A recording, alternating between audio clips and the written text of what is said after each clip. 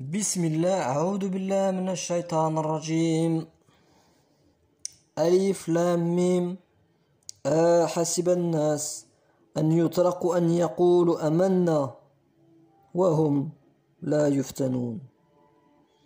Est-ce que les gens pensent qu'on les laissera dire nous croyons sans les éprouver?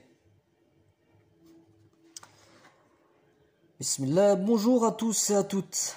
Alors, je voulais partager avec vous aujourd'hui ma réflexion sur le sujet, ce sera les épreuves. L'épreuve d'ici-bas. Quelle est son ampleur et qu'est-ce qu'Allah en dit sur le Coran? Quelles sont les informations qu'on peut en tirer du Coran sur la nature de cette épreuve? Et comment réussir cette épreuve ici-bas, Inch'Allah, toujours à travers la lumière coranique. Tout ce que je vais vous dire, c'est bien entendu au prisme de ma réflexion. Donc voilà, lisez le Coran par vous-même, Inch'Allah, et qu'Allah puisse vous éclairer sur des choses que je n'ai pas vues, voilà. Donc moi ce que je fais, c'est partager les choses qu'Allah a bien voulu que je comprenne, voilà. Donc, première des choses, donc on voit qu'effectivement, d'après la sourate Al-Ankabut, on voit que que Dieu nous dit, croyez-vous qu'on vous laissera entrer au paradis sans vous éprouver? Donc il y a plusieurs choses déjà à dire dans ce verset. La première, qui est l'élément essentiel, c'est qu'on ne rentrera pas au paradis sans avoir passé des tests. Que la vie d'ici-bas, c'est une épreuve et qu'il faut réussir cette épreuve pour pouvoir entrer au paradis.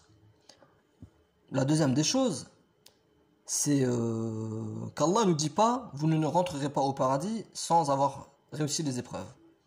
Il n'utilise pas, en fait, ce style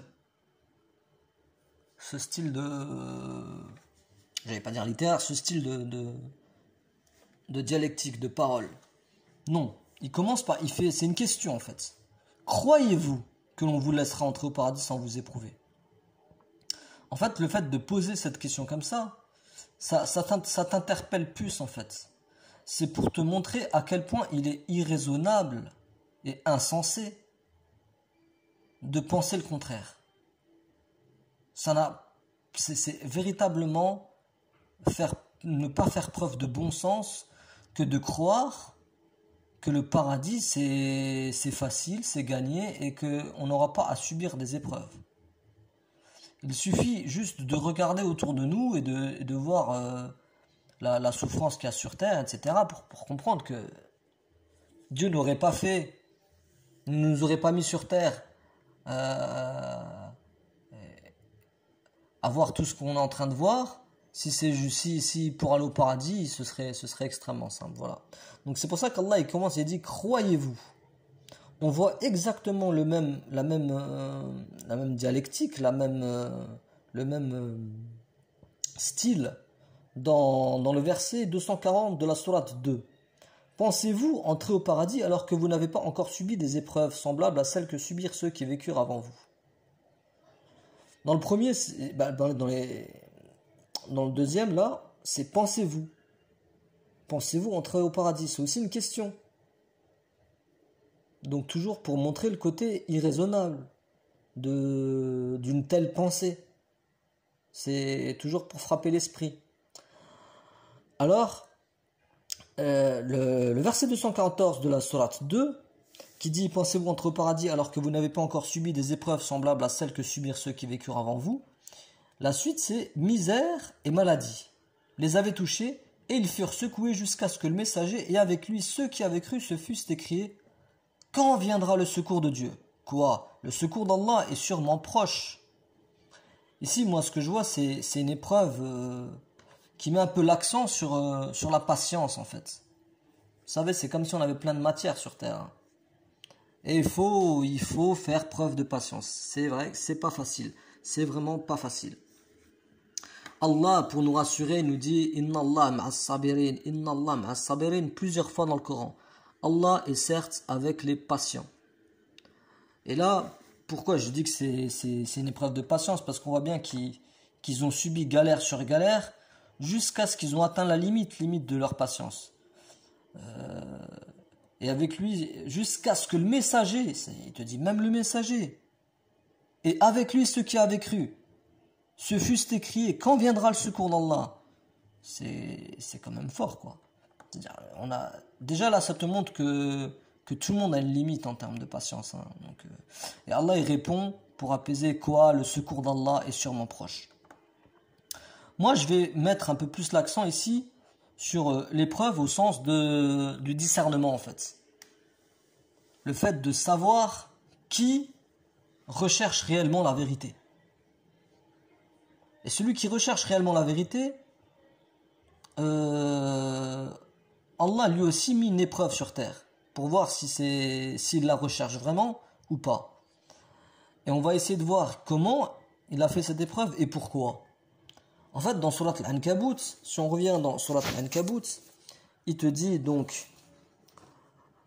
أحسب الناس أن يتركوا أن يقولوا آمنا وهم لا يفتنون ولقد فتنا الذين من قبلهم فليعلمن الله الذين صدقوا وليعلمن الكاذبين. Donc Allah il t'explique pourquoi il a mis cette épreuve. Certes, nous avons éprouvé ceux qui ont vécu avant eux. Ainsi, Allah connaît ceux qui disent la vérité et ceux qui mentent.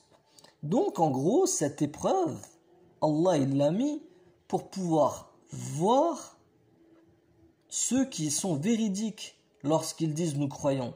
Ils croient réellement, ils recherchent réellement la vérité. Voilà. Donc, maintenant je vais mettre un peu plus l'accent sur... donc on comprend qu'on a une épreuve. Hein, que cette épreuve, l'objectif, c'est de tester pas mal de choses, notre patience, etc. Et dans Surat Al-Ankabut, il te dit, afin de savoir ceux qui sont véridiques et de ceux qui mentent. Moi, je vais parler d'une épreuve particulière, hein, donc le discernement pour comprendre la vérité et le mensonge. Donc, je vais me pencher un peu plus sérieusement sur l'épreuve liée au discernement, comme je disais, et je vais citer 3 versets. Donc, dans Surat Al-A'raf, verset 16-17, donc Surat Al-A'raf, en fait, ça va parler de la promesse qu'Iblis a faite. Donc, Iblis, qu'est-ce qu'il dit? Il dit, puisque tu m'as mis en erreur, je m'assoirai pour eux sur ton droit chemin. Puis je les assaillerai de devant, de derrière, de leur droite et de leur gauche. Donc là, de derrière, de leur droite et de leur gauche, on peut comprendre que l'épreuve, elle comporte plein, je dirais comme plein de matières, mais ça peut être sur l'orgueil, sur la patience, sur la jalousie, sur plein de choses. Et ce qui est intéressant ici, c'est quand je dis ce qui est intéressant, c'est ce qui est intéressant par rapport au développement de ce que je suis en train de vous partager dans la vidéo. Et pour la plupart, donc il y a le mot plupart. Donc en arabe, s'il dit...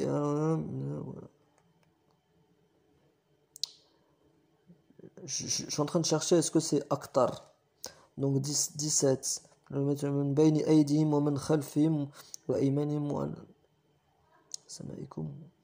Aktharahum, moi c'est bien Aktharahum. Donc Aktharahum, toujours le côté kathir en fait. Il te dit, mais là c'est Iblis qui dit, on va voir que c'est quand même appuyé par là c'est la promesse d'Iblis qui dit que la plupart des gens ne seront pas reconnaissants envers Allah. Et qu'est-ce que dit donc quand on regarde aussi la sourate 6, la sourate 6 en fait, Allah il te dit dans la sourate 6, et si tu suis la majorité, donc aktaraf man fil ard, si tu suis la majorité de ceux qui sont sur la terre, ils t'égareront du sentier d'Allah. Donc là on voit bien que ça va dans le sens aussi de la promesse qu'Iblis a faite. De toute façon tout vient d'Allah, tout vient de Dieu. Même Iblis quand il fait cette promesse, il dit comme tu m'as égaré. Donc en gros, on a une majorité, et dans la sourate 6, hein, le début, hein, j'avais fait une vidéo dessus, au début de la sourate 6, Allah il te dit que que chaque prophète, il y a un ennemi des djinns, des shayatines, parmi les djinns et les hommes, qui s'inspirent trompeusement des paroles enjolivées. C'est là où plusieurs versets, il te dit, si tu suis la plupart des gens sur terre, ils t'égareront du sentier d'Allah. Donc, à travers en fait ces deux versets, on voit déjà que le mensonge prédomine sur terre. On peut en tirer cette conclusion. C'est Allah qui le dit. Hein. Le mensonge prédomine sur terre. Et dans Surat Sajda, dans le Surat 32, toujours pour appuyer que c'est la volonté d'Allah, tout ça. En fait, il te dit que s'il avait voulu, si nous voulions, nous apporterions à chaque âme sa guidée. Mais la parole venant de moi doit être réalisée. Je remplirai l'enfer de djinns et d'hommes réunis. Donc Allah il te dit, mais si j'avais voulu, vous serez tous bien guidés, mais non. Je vais remplir l'enfer de djinns et d'hommes réunis. Vous remarquerez qu'ici, il ne dit pas Aktar an-nas fi jahannam. Il ne dit pas la majorité des gens iront en enfer. Là, ce qui est sûr, c'est que sur terre, ici-bas, c'est le mensonge qui prédomine. La majorité de ce qu'on entend, c'est du mensonge. Après, Allah tranchera entre eux le jour du jugement dernier. Et qui ira au paradis, qui ira en enfer, cela relève du jugement de Dieu. Voilà. Nous, ce qu'on doit faire, c'est s'occuper sur terre, à comprendre comment comprendre tout cela pour pouvoir se demander à Allah de se guider, Inch'Allah. Et qu'il nous donne le discernement pour bien discerner le vrai du faux. Alors pourquoi Dieu voudrait que la majorité, que le mensonge prédomine sur terre? Eh bien moi, là je vous partage ma réflexion. Si on va faire un raisonnement par l'absurde en fait, mais juste avant ça, je ne vous l'ai pas dit, en fait, dans Surat Al-Ankabut, Allah il te dit qu'il a fait cette épreuve, qu'il a éprouvé les gens d'avant eux, afin de savoir ceux qui sont véridiques, donc qui ne mentent pas lorsqu'ils disent qu'ils sont croyants, des menteurs. Donc ça doit être ça. L'objectif de l'épreuve, c'est ça. Et vous savez, quand vous mettez en place une épreuve, quand vous concevez une épreuve, c'est pas simple de concevoir une épreuve. Si un jour vous êtes amené, pour ceux qui m'entendent et qui ont été amenés à le faire, ils comprendront ce que je dis. En fait, ce qu'il faut, c'est sélectionner le choix des questions et des problèmes qu'on va mettre dans une épreuve. Il est pas si évident que ça à faire. Parce que faut que l'épreuve ne soit pas trop difficile, pour ne pas trop pénaliser les gens, faut pas que ce soit trop facile.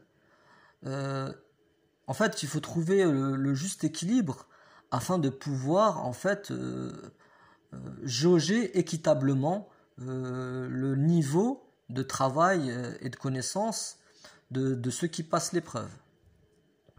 Donc la conception d'une épreuve, c'est clair, c'est pas quelque chose de simple. Et Allah, c'est le créateur des cieux et de l'univers. C'est celui qui nous a créés. Lorsqu'on étudie sa création, on ne peut que revenir humilié par son niveau infini de sagesse et de science. Donc vous comprenez bien que si Allah, et c'est pas de si, que c'est Allah qui a conçu cette épreuve pour nous, afin de distinguer les véridiques des menteurs. Et donc que cette épreuve, forcément, vu qu'elle vient de celui qui sait tout, elle est forcément parfaite. Même l'épreuve sur terre, ici-bas, elle a été extrêmement parfaitement conçue. Et dans cette perfection, Allah il nous informe que la majorité des gens mentent. Et bien quand on se penche un peu sérieusement sur cette question, c'est pas si difficile à comprendre. Parce que si on raisonne par l'absurde, imaginez-vous que tout le monde, que c'est pas le mensonge qui prédomine, mais la vérité. Comment vous pouvez distinguer celui qui celui qui dit je suis croyant et qui ensuite rejoint des groupes d'hommes qui disent la vérité, ça va pas être difficile de trouver des hommes qui disent la vérité parce que la vérité en vérité c'est celle qui domine. Donc tu auras de fortes chances en discutant avec des gens, en tissant des liens avec les gens, d'être avec des gens qui disent la vérité.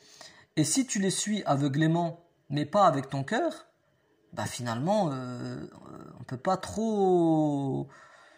Tu auras probablement réussi l'épreuve tout en étant quelqu'un qui n'était pas véridique. Et Allah il le dit bien que l'objectif c'est de distinguer les véridiques des mythos, de ceux qui mentent.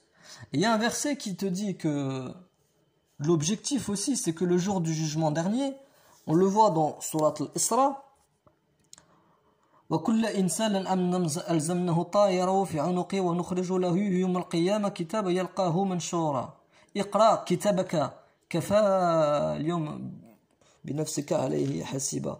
Je vais quand même la dernière partie, je sais pas si je l'ai bien dite, donc je vais quand même retourner dans la sourate 17.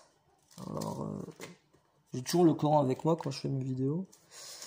Alors,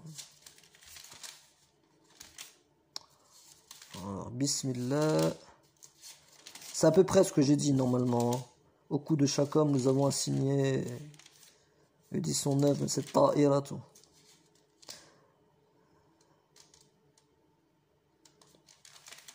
Voilà.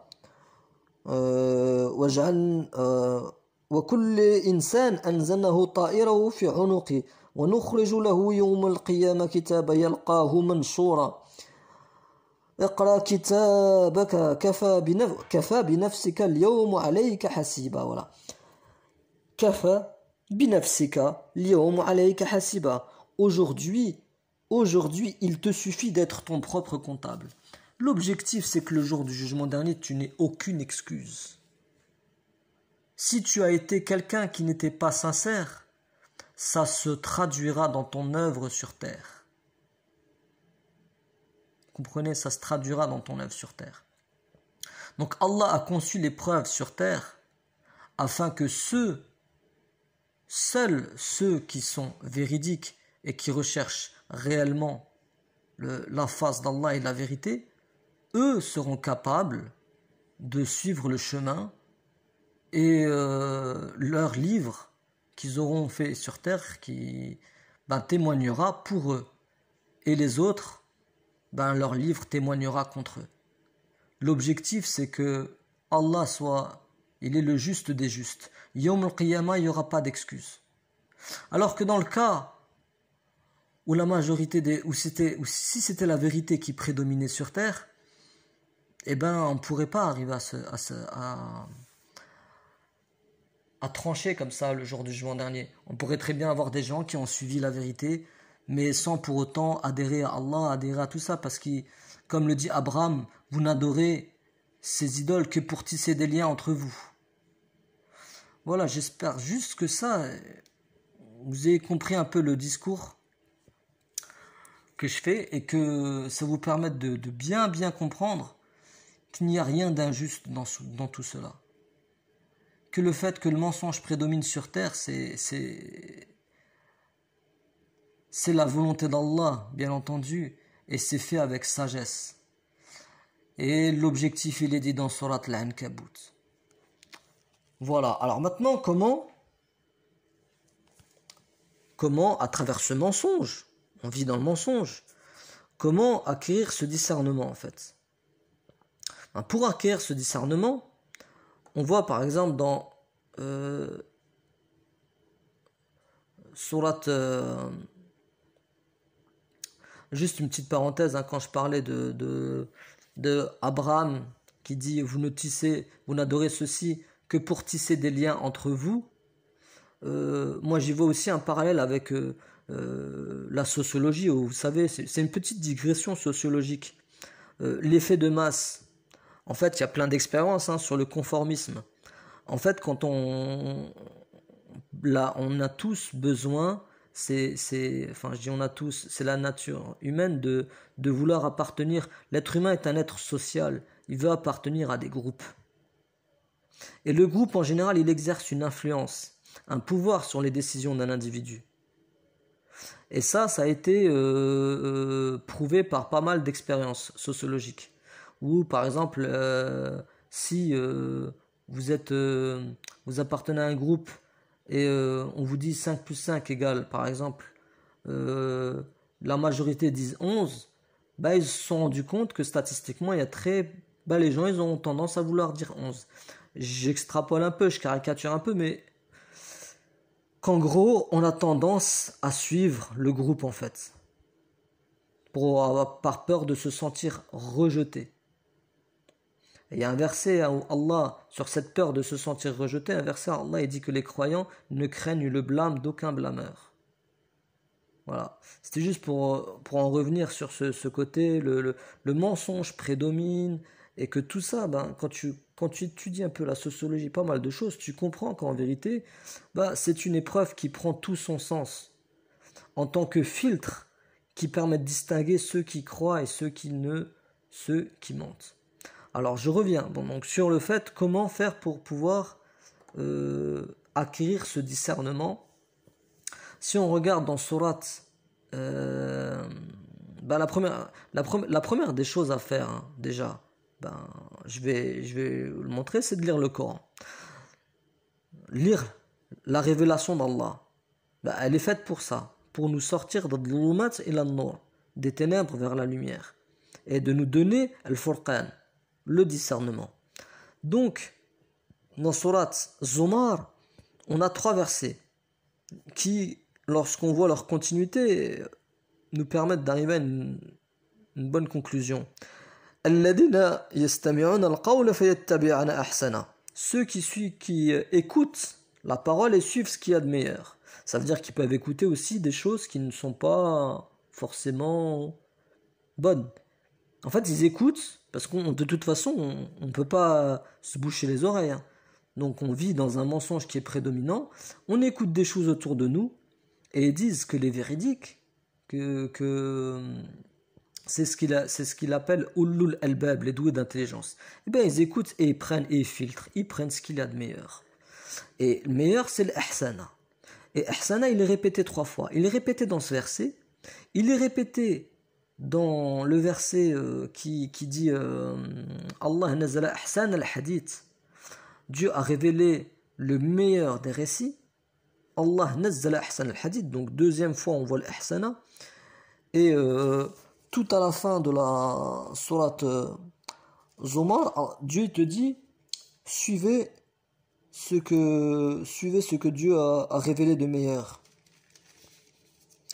Et suivez la meilleure révélation qui vous est descendue de la part de votre Seigneur. Donc, faites le lien entre ces 2 versets. Et suivent le ihsana. Allah il a nazzal ahsan al-hadith et à la fin il te dit wattabi'u ahsana ma anzala ilaykum et suivez ce qui vous a été suivez la meilleure révélation qui vous a été descendue. Subhanallah. Ah, c'est pour ça que j'aime beaucoup la sourate Zumar. Il y a tellement de choses dans cette sourate. Donc on comprend que bon, pour faire le filtre à créer le Furqan, il faut avoir un lien avec le Coran, avec les livres divins, avec ce que Dieu a révélé à l'être humain. C'est ce qui va lui permettre, c'est ce qu'il avait d'ailleurs dit à Iblis. Je vais envoyer, et Adam, j'enverrai des messagers qui viendront avec ma parole. Ceux qui suivent, pour eux, il n'y a pas de crainte. Même si le mensonge prédomine, ils suivront ma parole. Voilà. Mais maintenant, est-ce qu'il suffit d'ouvrir juste le Coran et de le lire? Bien entendu, quand on lit, quand on démarre le Coran, ça commence par Alif Lam Mim, Dalikal Kitab la Rayba fi, Huda lil Muttaqin, lil Muttaqin. On reviendra, Inch'Allah, dans une vidéo sur ce terme. Je suis en train de préparer une vidéo sur le khawf, le khushu' et le taqwa. Mais il y a des conditions. Il y a des conditions. Le Coran peut te guider comme il peut t'égarer. Donc, Moi, je vais résumer assez simplement, hein. Sur le nefs. Il faut aussi faire un travail, pas juste de lire le livre, mais il faut aussi faire un travail de purification de notre nefs. Conformément au verset quand Allah te dit wa nafs wa ma sawwaha qad aflaha man zakkaha wa qad khabba man dassaha. L'âme est celui qui l'a conçue. Certes, a réussi celui qui l'a purifié. Wa qad khabba man dassaha. Tout comme le Coran quand Allah te dit la yamsahu illa al-mutahharun. Seuls les purifiés peuvent l'atteindre, peuvent comprendre son sens. Bon, c'est comme ça que je le comprends. Et voilà. Et toujours faire preuve d'humilité et demander à Allah de nous guider. Inch'Allah. Donc, dernière question. Donc là, on voit qu'en fait, l'épreuve sur terre, dans le domaine du discernement, c'est de bien voir ceux qui sont véridiques. Et pour ça, Allah a fait en sorte, c'est sa volonté, que le mensonge prédomine sur terre, afin de voir ceux qui chercheront la vérité, parce qu'il faut la chercher. On ne peut chercher que ce qui est un peu caché. Comprenez, mais avec la sincérité et la foi en Dieu, Allah te guidera vers sa bonne parole qui te permettra de discerner, Inch'Allah. Allah, maintenant, j'ai déjà donné une petite partie, je résume, hein, Allah qui sait déjà tout, pourquoi est-ce qu'il veut distinguer le vrai croyant de l'hypocrite? Il sait déjà dès le début, il sait les âmes, quelles sont les bonnes âmes, etc. Ce qui ne remet pas en question le libre arbitre. Hein. Pour moi, vous savez, si vous avez quelqu'un qui n'est pas préparé, par exemple pour une épreuve sportive, vous lui dites mais tu vas rater, t'es pas préparé. Bah, si après il rate, vous le saviez déjà, vous dites de toute façon ça m'aurait étonné, le contraire m'aurait étonné. Mais vous n'avez pas pris son libre arbitre. C'est juste que dès le début, vous saviez déjà quelle était la nature Ça ne veut pas dire que vous avez pris son libre arbitre. Alors là, bon, c'est un sujet qui est très très complexe hein, sur l'âme et tout ça. Mais en gros, Allah est juste et ne nous laissera aucune excuse le jour du jugement. Conformément au verset 17 de Surat Al-Asra, on sera comptable de nous-mêmes. Et il y a encore d'autres versets. Par exemple, si on regarde les versets 156 et 157 de la Surat 6. Très intéressant aussi ça, ces versets-là.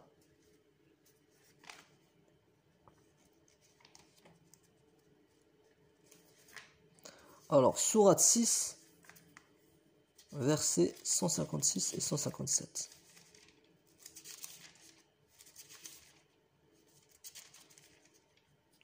Allah dit, et voici un livre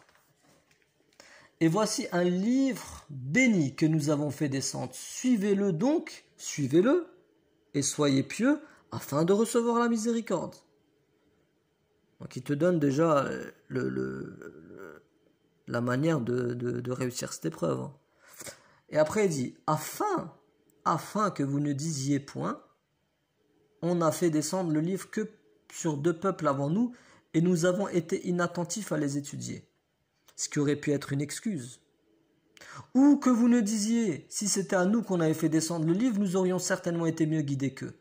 Voilà, certes que vous sont venus de votre Seigneur preuve, guidée et miséricorde. Qui est plus injuste que celui qui traite de mensonges les versets de Dieu et qui s'en détourne? Nous punirons ceux qui se détournent de nos versets par un mauvais châtiment pour s'en être détournés. Donc Allah, il dit ici, afin que vous ne disiez point. Afin que vous ne disiez point. Il dit 2 excuses qu'on peut dire les gens, et il dit, mais moi je vous ai envoyé un truc, vous ne pourrez pas dire ces excuses. C'est toujours un peu comme ce que j'ai dit sur le...